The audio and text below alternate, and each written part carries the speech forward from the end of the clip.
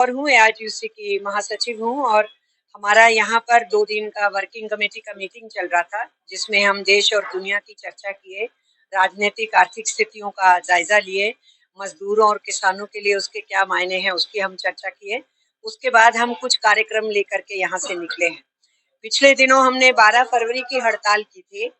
श्रम कानूनों को जो 4 लेबर कोड में बदला है, उसके विरोध में हमारी 5 हड़तालें हो चुकी थी। ये छठी हमारी हड़ताल थी और हम ये कहेंगे कि सबसे बड़ी हड़ताल थी, जिसमें 30 करोड़ के करीब लोग शामिल हुए। बहुत सारे राज्यों में बंद जैसी स्थिति हुई, उड़ीसा में भी स्थिति हुई। इस आंदोलन को आगे बढ़ाने के लिए मजदूरों और किसानों का हमने पंचायत किया 9 मार्च को दिल्ली के अंदर। उसमें से भी कुछ कार्यक्रमों को तय किया और हम इस निर्णय पे पहुंचे कि 1 दिन 2 दिन की हड़तालें हम करते आए, अब शायद हमें लंबी हड़तालों की तरफ जाना पड़ेगा।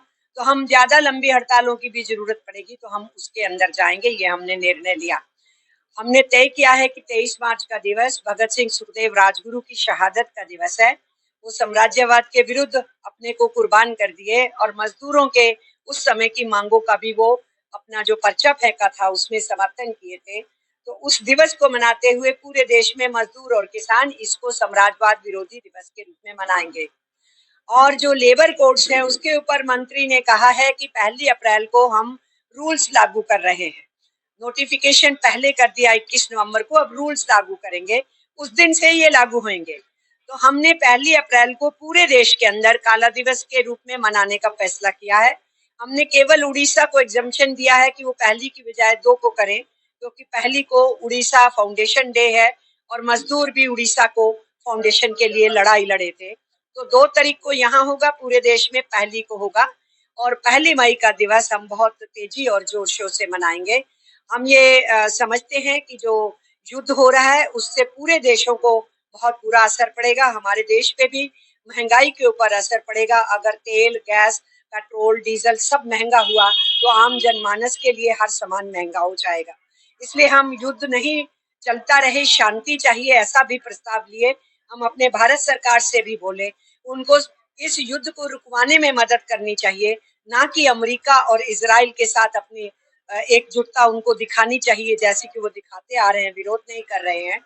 क्योंकि ट्रेड डील में भी उनका ज्यादा रवैया अमेरिका के साथ दिखाई दिया। हम अमेरिका के साथ जो ट्रेड डील है उसको रद्द करने की हम मांग किए हैं। तो आने वाले दिनों में आंदोलन तेज होंगे। इस वर्किंग कमेटी से और ऊर्जा और शक्ति लेकर के हमारे साथी पूरे देश में जा रहे हैं। विजय जना साधारण संपादक AITUC ओडिशा।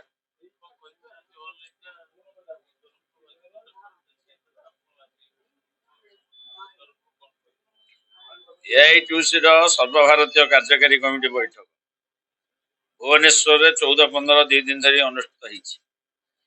समग्र भारत वर्षर 1.5 कोटी श्रमिकों प्रतिनिधित्व करुवा प्राय 102 जन सभ्यों भितर 70 जन प्रतिनिधि सभ्य जोग दे। जो बैठक में 2 दिन धरी गत फेब्रुआरी 12 तारिख ऐतिहासिक धर्मघट जो भाव में भारत वर्ष में ओडिशा सफल होती, भारत वर्षर श्रमिक श्रेणी सहित ओडिशार श्रमजीवी जनगण, साधारण छात्र, युवक, कृषक, महिला समस्त को अभिनंदन जनाई। आगामी दिन में श्रमिक विरोधी श्रम आईन विरुद्ध केंद्र सरकार जो भाव में श्रमिक उपर आक्रमण करुच्ची विरुद्ध एप्रिल 1 देशव्यापी प्रतिवाद दिवस पालन हेबो। एवं ओडिशा परिप्रेक्षी रे जेहेतु सेदिन उत्कल दिवस अनुष्ठित होउची, तेणु एप्रिल 2 तारिख ओडिशा रे एटा पालन हबो। एवं केंद्रीय ट्रेड यूनियन सहित आलोचना कला